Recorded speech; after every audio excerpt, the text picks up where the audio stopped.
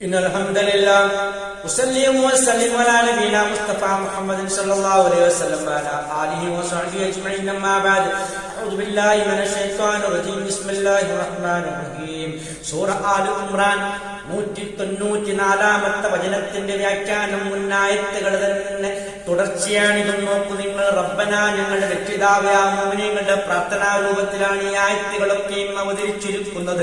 വആതിന, ഞങ്ങൾക്ക് നൽകണമേ ഞങ്ങളുടെ റബ്ബേ, മാ വഅതന അലാ റുസുലിക, നിന്റെ ദൂതന്മാരിൽ കൂടി റസൂലുമാരിൽ കൂടി നീ വാഗ്ദാനം ചെയ്ത് നൽകണമേ എന്ന് പറഞ്ഞാൽ ആ സ്വർഗ്ഗപ്രവേശനം നൽകണമേ, അന്തിമ വിജയം നൽകണമേ, ആഖിറത്തുള്ള വിജയം നൽകണമേ എന്നാണ് അവർ പ്രാർത്ഥിക്കുന്നത് അല്ലാഹുവിനോട്.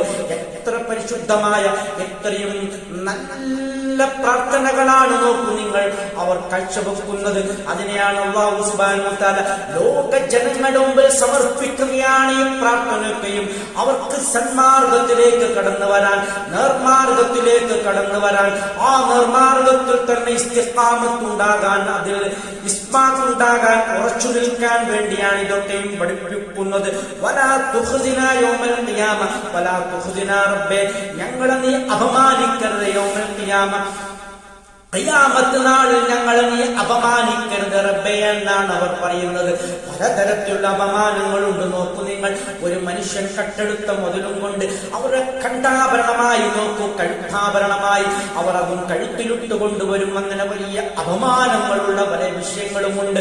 പലിശക്കാരനാണെങ്കിൽ പിശാച് ബാധിച്ചവനെ പോലെ വരുമെന്നാണ്.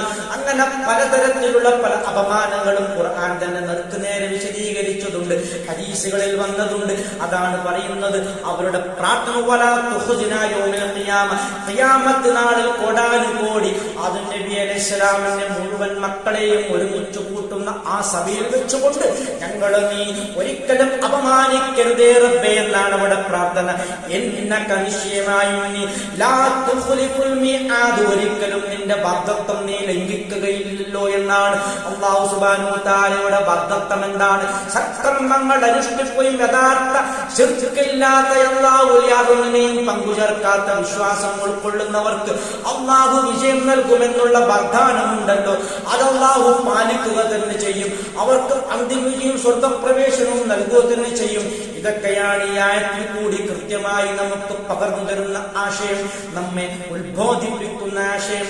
നോക്കൂ, അൽഹംദുലില്ലാഹി റബ്ബിൽ ആലമീൻ.